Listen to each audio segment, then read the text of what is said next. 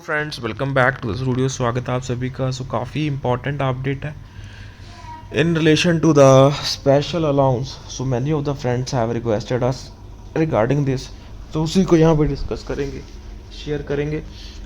And most importantly please share this update because this is something very important, because many of the bank pensioners will be affected by this and many of the friends have requested, so it might reach to you directly, but others के लिए ये important update हो सकती है। Start करते हैं with the latest developments here। यहाँ पे दोस्तों आप देख सकते हैं,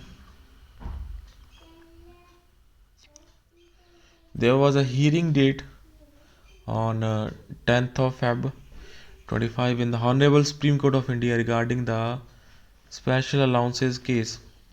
So after transfer petition filed by the Solicitor General on behalf of Indian Bank Association to transfer all 12 जितने भी हमारे 12 स्पेशल अलाउंसेस के केसेस हैं filed in the different high courts of India by the bank retirees to the Honorable Supreme Court of India. So now, as per the Honorable Supreme Court order, all the special allowances cases are tagged with the Uttarakhand High Court Nainital gratuity case. तो वो यहाँ पे अभी वहाँ पे tag हुए हैं दोस्तों। So which was double bench order in favor of Canara Bank retirees and obviously challenged by the Canara Bank management in the Honorable Supreme Court of India. So now the special allowances case will be heard in the Honorable Supreme Court only along with the other SLPs. So ये है यहाँ पे important update. So upon hearing the court made the following order, list along with the SLP number 15017 15018 by 2024।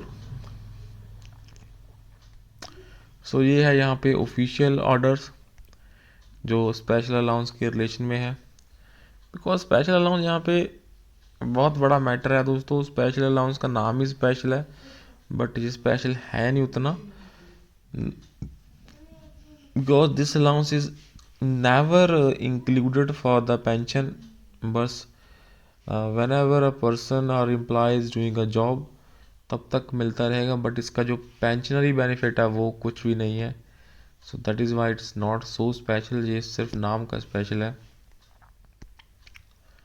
So right now the case is in the Honorable High Court and upon hearing the counsel the court made the following order.